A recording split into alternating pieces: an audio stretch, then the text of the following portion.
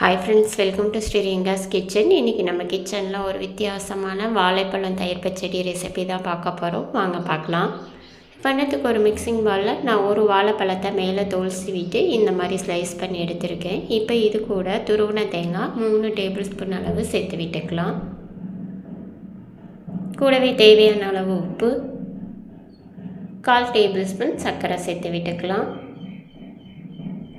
கெட்டியான தயிர் 1/2 கப் அளவு சேர்த்து விட்டுக்கோங்க. பெரிய ஸ்பூனாக 3 டேபிள் ஸ்பூன் சேர்த்து விட்டுக்கோங்க. கண்டிப்பாக இதை ட்ரை பண்ணி பாருங்கள், ரொம்பவும் டேஸ்டியாக இருக்கும்.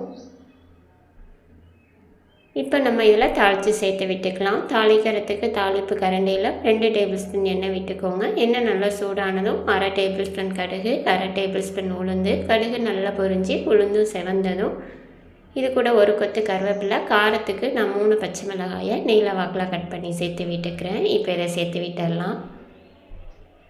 பச்சை மிளகாய் உங்கள் காரத்துக்கு தகுந்தவாறு சேர்த்து விட்டுக்கோங்க. இப்போ இது எல்லாத்தையுமே நல்லா கலந்து விட்டுடலாம்.